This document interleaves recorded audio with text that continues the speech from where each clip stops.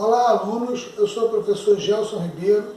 Na nossa aula de epidemiologia de hoje, nós vamos falar sobre surtos, epidemias e endemias. Bom, um surto ele acontece quando há o aumento repentino de um número de casos de uma determinada doença em uma determinada região específica. Para ser considerado um surto, o aumento de casos deve ser maior do que o esperado pelas autoridades de saúde. Em algumas cidades, como Itajaí, por exemplo, em Santa Catarina, a dengue é tratada como um surto, né? Lá porque ela não é tratada como epidemia porque acontece em regiões específicas, como alguns bairros, né, por exemplo. Já a epidemia, ela se caracteriza quando um surto acontece em diversas regiões. Uma epidemia a nível municipal acontece, obviamente, em vários bairros. Quando ela é uma epidemia acontece em nível estadual, ela acontece em diversas cidades daquele estado. Então a gente diz que é uma epidemia a nível estadual, né? Quando a epidemia é a nível nacional, ela acontece em várias regiões do país, ou seja, em vários estados no mesmo país. Essa epidemia também pode se espalhar para outros países, tendo em vista aí as condições de fronteira que existem entre os países também, né? As endemias, elas não estão relacionadas a uma questão quantitativa. Uma doença é classificada como endêmica, né, quando ela é típica de uma determinada região, quando acontece com muita frequência no mesmo local. As doenças endêmicas, elas podem ser sazonais.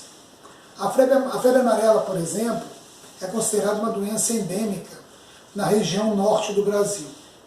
Alguns fatores determinantes de doenças nós temos que levar em consideração, como fatores endógenos e fatores exógenos.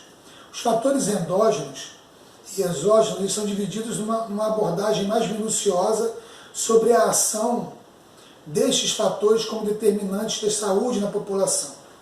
Vamos explicar melhor falando dos fatores endógenos primeiro. Os fatores endógenos são fatores determinantes, né, inerentes ao organismo. Costumo dizer que eles são intrínsecos ao hospedeiro, né? Eles estabelecem a receptividade do indivíduo, como por exemplo, alguns fatores hormonais, alguns fatores congênitos, fatores imunológicos, neurogênicos e até mesmo uma herança genética. Eles determinam maior ou menor suscetibilidade das pessoas em adquirir uma determinada doença, né? Anatomia e fisiologia do organismo, o estilo de vida, né? Está relacionado diretamente a esses fatores endógenos. Já os fatores exógenos são fatores determinantes que dizem respeito ao ambiente. Os fatores exógenos eles são externos ao hospedeiro, né?